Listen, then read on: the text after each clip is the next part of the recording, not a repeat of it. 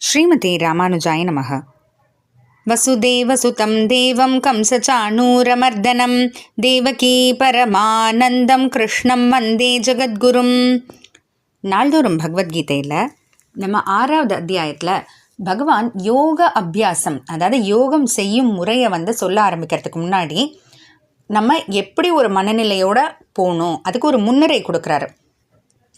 ஒரு க்ரைட்டீரியான்னு சொல்லுவாங்க இல்லையா, எப்படி வேணாலும் அப்படியே உட்காந்து யோகம் செய்ய ஆரம்பிச்சிடலான்றது கிடையாது. அதுக்குன்னு இந்த மாதிரி இருக்கணும்னு இருக்கு. அந்த வரிசையில் 7வது 8வது ஸ்லோகத்தில் பகவான் எப்படி ஒருத்தவங்க அவங்க உள் மனசையும் அடக்கி இருக்கணும், மனசு எந்த சூழ்நிலையிலையும் மாறாமல் இருக்கணும், புலன்கள் கட்டுப்பாட்டுக்குள்ளே இருக்கணும். எப்போ புலன்கள் கட்டுப்பாட்டுக்குள்ளே இருக்கும்போது அதுக்கப்புறம் ஆத்ம விஷயம் தெரிஞ்சு ஆத்ம விஷயத்துலேயே ஈடுபடுறதுனால அவங்களுக்கு எல்லாமே ஒரு மண் கட்டியோ ஒரு தங்க கட்டியோ கல்லோ எல்லாமே சமமாக தெரியுது. அப்படிப்பட்டவங்க தகுதியானவங்கன்னு சொல்கிறாரு. இப்போ அடுத்த படிக்கட்டு இதில் பகவான் என்ன சொல்கிறாருன்னு பார்க்கலாம். சுஹ்ரன் மித்ரார்யுதாசீன மத்தியஸ்தத்வேஷ்ய பந்துஷு சாதுஷ்வபி ச பாபேஷு சமபுத்திர் விசிஷ்யதே. இப்போ இந்த 7வது 8வது ஸ்லோகத்தில் மூலமாகவே பார்த்தா இந்த 2 படிக்கட்டுகள் வந்தாலே ஓரளவுக்கு அவங்க யோகம் செய்கிறதுக்கு தகுதியானவங்க அப்படின்ற ஒரு நிலைக்கு வந்துட்டாங்க. ஓரளவுக்கு மற்ற விஷயங்கள்லாம் பற்று இல்லாமல், அட்டாச்மெண்ட் இல்லாமல், பகவானை பற்றி ஆத்ம விஷயத்தை பற்றியே நினச்சிட்டு இருக்கிற அந்த ஒரு நிலைக்கு வந்தாச்சு.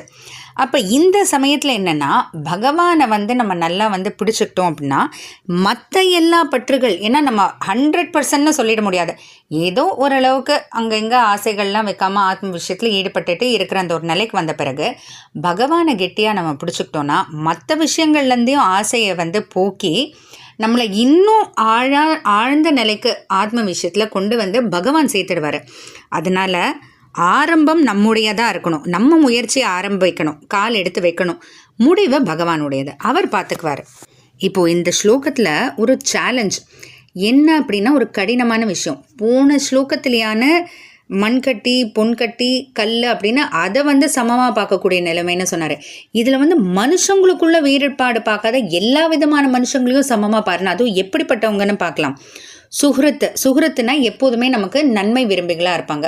அவங்க நமக்கு உறவினர்களாக இருக்கணும்னு அவசியம் இல்லை, நமக்கு தெரிஞ்சவங்களாக கூட இருக்கலாம், ஆனால் நமக்கு நன்மை விரும்பிகள். மித்ர நண்பன், அரி பகைவன், உதாசீன யாரோ ஒருத்தர் நமக்கு நண்பனும் இல்லை பகைவனும் இல்லை, துவேஷி இயற்கையிலே நமக்கு நம்மளை பார்த்தாலே வெறுப்பாக இருக்கக்கூடியவங்க, பந்துனா உறவினர்கள். இப்போ இதில் பார்த்தீங்கன்னா, இப்போ இந்த சொல்லப்பட்டிருக்கிற இந்த லிஸ்ட் இருக்கு இல்லையா, சுஹ்ருத்து மித்ராரி, அதாவது நன்மை விரும்பி நண்பன் பகவன், இந்த இந்த விதவிதமான மக்கள் பற்றி சொல்லியிருக்காங்க. இதை நம்ம 3ஆக பிரிச்சுக்கலாம். அதாவது சுஹ்ருத்து மித்ர பந்து. சுஹ்ருத்து நன்மை விரும்பி, நண்பன் பந்து உறவினர். இவங்க எல்லாமே ஓரளவுக்கு நமக்கு நல்லதை செய்யக்கூடியவங்களோ நினைக்கக்கூடியவங்களோ. துவேஷி அரி, துவேஷினா நம்மளை கண்டாலே பிடிக்காத, அரினா எதிரி. இவங்க எப்படி கண்டிப்பாக நமக்கு எதிரானவங்கன்னே சொல்லிடலாம். உதாசீன மத்தியஸ்த. உதாசீனா யாரோ ஒருத்தர், மத்தியஸ்தனா நிலையாளன். இப்படியும் இல்லை அப்படியும் இல்லைன்னு, இவங்க 2 பேருமே அந்த நடுநிலைன்னே வச்சுக்கலாம். அவங்க நமக்கு எதிரும் இல்லை நம்ம பக்கமும் இல்லை அப்படின்னு. இப்போ பகவான் என்ன சொல்கிறாருன்னா, இந்த 3 விதமான மக்களையும் நம்ம சமமாக பார்க்கணுன்னு. உனக்கு நன்மை விரும்பியும் சமமாக பார்க்கணும், உனக்கு எதிராக உன்னை கண்டாலே பிடிக்காது அப்படின்ற எதிரியும் நீ சமமாக பார்க்கணும், நடுநிலையாளரையும் சமமாக பார்க்கணுன்ட்டு. இது இன்னும் எவ்வளோ கஷ்டம். ஏன்னா அதுவான ஒரு பொருள் அப்படின்னு நம்ம விட்டுடலாம். இது அப்படி கிடையாது இல்லையா. நமக்கு நம்மளுக்கு எதிரியாக இருக்கிறவங்களையும் சமமாக நடத்தணும், அதுவும் நம்ம உறவினரோட நம்ம நன்மை விரும்பிகளோட அப்படின்னா அது இன்னும் கஷ்டம். ஆனால் என்ன இதில் ஒரு மனப்பான்மையோடு நம்ம பார்க்கலாம் அப்படின்னா, நடக்கிறது எல்லாமே கர்மத்தால். அவங்க ஏதோ தப்பாக பேசுகிறாங்கன்னாலோ இல்லை தப்பாக செயல்படுறாங்கன்னாலோ அது அவங்களுடைய கர்மத்தினால அவங்க செயல்படுறாங்க. அதனால் அப்படின்ற அந்த ஒரு மனப்பான்மையில் பார்க்க ஆரம்பிச்சிட்டோன்னா நம்ம சமமாக பார்த்துடலாம். இப்போ ஒருத்தவங்க நல்ல விதமாக நடந்திருக்காங்க, அவங்க கர்மத்தால் அவங்க நடந்துக்கிறாங்க.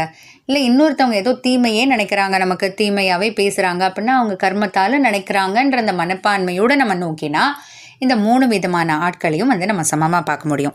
அதோட பகவான் நிறுத்தலை. சாதுஷு உலகத்துக்கே நன்மை செய்பவர்கள், ரிஷிகள்லாம் இருக்காங்க, எப்போதும் அவங்க வந்து தபஸ் இருந்துக்கிட்டே இருக்காங்க. எதுக்காக? அவங்களுக்கு எதானு கேட்கறதுக்காகவா? உலகத்துக்கே நன்மை நடக்கணும், எல்லாரும் நல்லா இருக்கணும்னு வேண்டுறதுக்காக. பாப்பேஷு உலகத்துக்கே தீமை செய்கிறவங்க, இவங்களையும் வந்து சமமாக பாருன்னு பகவான் சொல்கிறாரு. இப்படி மேலே சொல்லப்பட்டுள்ள இந்த எல்லார்கிட்டையும் சமபுத்தியோடு யார் வந்து நடந்துக்கிறாங்களோ அவங்க யோகா அபியாசம் செய்கிறதுக்கு தகுதி படைத்தவர்கள் மட்டும் இல்லை, அதில் இருக்கிறதுலே உயர்ந்தவங்க அவங்கன்னு பகவான் சொல்கிறார். ஏன்னா இது அடுத்த படிக்கட்டு இல்லையா? ஒரு பொருளை சமமாக பார்க்குறதுக்கும் மனுஷங்களை சமமாக பார்க்குறதுக்கும், ஏன்னா பொருட்கள் வந்து அதுக்கு திங்கிங் கிடையாது, அதுக்குன்னு இந்த சிந்தனை கிடையாது. ஆனால் மனுஷங்களுக்கு அந்த சிந்தனைகள் உண்டு. அப்படி இருக்கக்கூடிய அந்த சிந்தனைகளில் நல்ல சிந்தனை கெட்ட சிந்தனைலாம் இருக்குது. அப்படி இருக்கிற எல்லாரையும் சமமாக பார்க்கணுன்றது இன்னொரு கடினம். அப்போ அந்த ஒரு கடினமான படிக்கட்டுக்கும் ஒருத்தவங்க தாண்டியாச்சு அப்படின்னா அப்போ அவங்க நிஜமாவே யோகம் செய்யறதுக்கு தகுதியானவர்களில் சிறந்தவர் அப்படின்ற பட்டத்தை பகவான் கொடுத்துட்றாரு. தொடர்ந்து அடுத்து யோகம் எப்படி செய்யணுன்ட்டுலாம் சொல்ல போகிறாரு, பார்க்கலாம். ஜெய் ஸ்ரீ கிருஷ்ணா.